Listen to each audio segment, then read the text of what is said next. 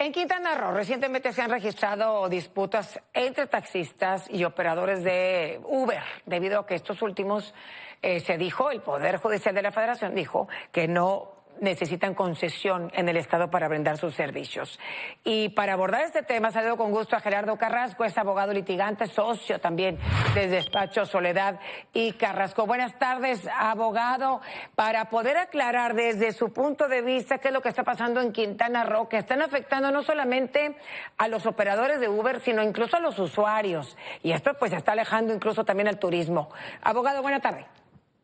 Muy buenas tardes, Maru. Un saludo a toda la audiencia, a tus órdenes. Sí, ¿qué es lo que está pasando? Porque por un lado, los magistrados del Poder Judicial de la Federación dicen que no necesitan los operadores de estas aplicaciones de Uber, pues ser de alguna forma regulados por el transporte público como los taxistas, que son regulados como transporte público por la autoridad.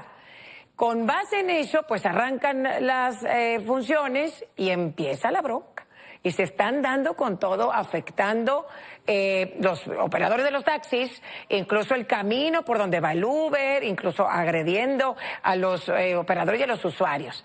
¿Quién tiene la razón desde el punto de vista legal? Porque hasta el Instituto de Movilidad de Quintana Roo, pues dice que Uber no puede operar. Entonces, ahora sí que no entendemos nada, abogado. Usted que le sabe a esto, díganos.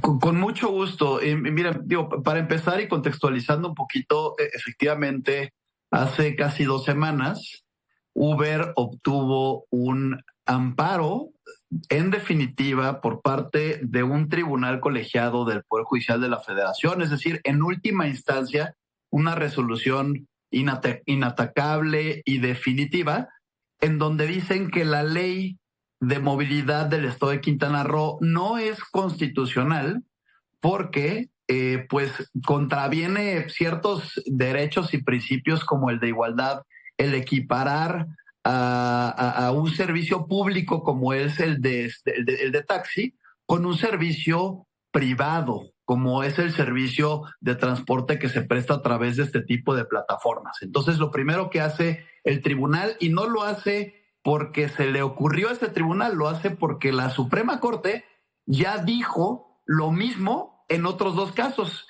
en el estado de Colima y en el estado de Yucatán. Ya está determinado por la Corte que el servicio que prestan este tipo de plataformas no es público, es un servicio privado y por lo tanto no requiere una concesión. Entonces, el problema, desde mi punto de vista grave, es que se está desinformando por parte de las autoridades de Quintana Roo, porque ellos dicen que aunque se haya concedido este amparo, que la empresa no puede operar porque en todo caso o necesita un permiso, ya no una concesión, sino un permiso, y en todo caso se tienen que esperar a que el Congreso del Estado de Quintana Roo vuelva a reformar la ley y pues ya regule específicamente los requisitos que requieren empresas o plataformas como Uber para operar. Y esto es incorrecto desde el punto de vista legal. A diferencia de las autoridades que les rige el famoso principio de que las autoridades únicamente pueden hacer lo que expresamente tienen permitidos en las leyes, los particulares, como tú, como yo, como cualquier pasajero de estas plataformas, como los conductores o particulares como Uber, podemos hacer todo lo que no se nos encuentre expresamente prohibido.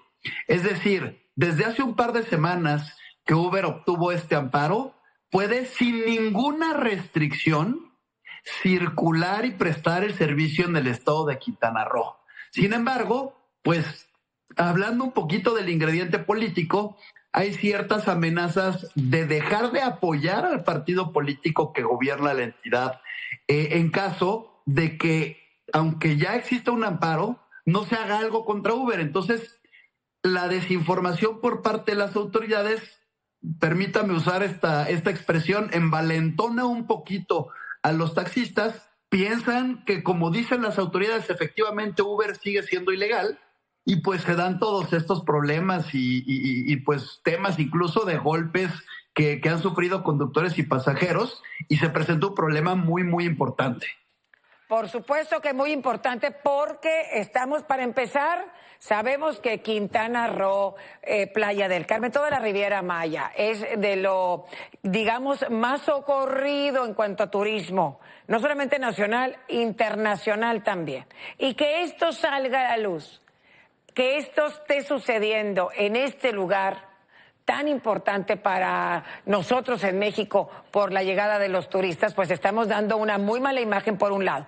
Y por el otro, ¿qué va a seguir, abogado? Porque si el mismo Instituto de Movilidad de Quintana Roo no está tomando, digamos, el control de esto y poner un alto y decir, bueno, pues entonces, si el Poder Judicial de la Federación, si ya los magistrados están diciendo que este servicio es privado, lo político influye mucho. ¿Qué cree usted que debe de hacer tanto las plataformas, no nada más Uber, sino todas las que dan este servicio, para poder trabajar? Porque los sindicatos de los diferentes taxistas en Quintana Roo pues no les están permitiendo laborar.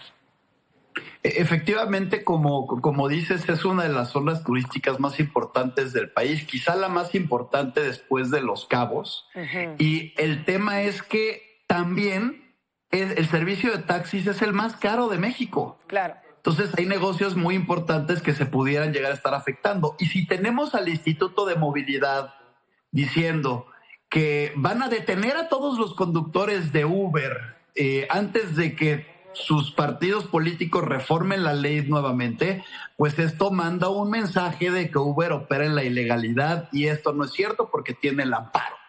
Lo que tienen que hacer las autoridades es informar de manera correcta y completa de qué se trata la historia, decir que efectivamente, como lo dice la sentencia del Poder Judicial, Uber puede operar con total libertad hasta que hay una nueva norma que le restrinja, y pues también las autoridades tienen que tener responsabilidad para cumplir con una sentencia que les está obligando.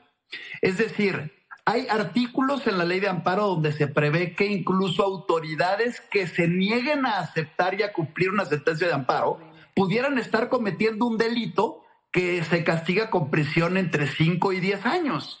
Entonces, las autoridades, no conozco yo el expediente completo, conozco la sentencia porque fue pública, pero si las autoridades realmente están vinculadas con esta sentencia y no cumplen, podrían estar enfrentando procesos incluso penales. Entonces, mi sugerencia sería también para los servidores públicos que únicamente están cumpliendo órdenes políticas que vienen de arriba, pues deberían de pensar 2 veces antes de actuar con la política en la cabeza y un poquito actuar con el derecho en la cabeza, y saber que puede haber consecuencias si se niegan a cumplir con este tipo de sentencias de amparo. Y por otro lado, Uber pues tendría que estar preparando nuevas acciones legales o procedimientos ahora en contra de los actos específicos de detención de conductores y de exigencia a las autoridades de que procedan en la fiscalía en contra de quienes están cometiendo estos delitos, y sobre todo que protejan y ofrezcan seguridad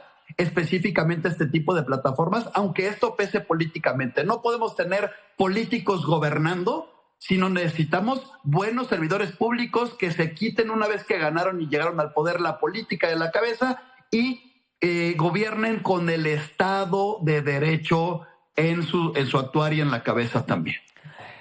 Claro, es muy importante que esto se arregle, porque ya hay incluso una alerta en Estados Unidos de lo que está sucediendo en Cancún, y eso se tiene que arreglar. Además es un problema añejo, no es nuevo. Ya tienen un rato tratando de que entren estas plataformas y no se puede. Ojalá que pronto se arregle. Gracias por su opinión, por esta charla, Gerardo Carrasco, abogado, litigante, socio del despacho Soledad y Carrasco. Gracias, Gerardo.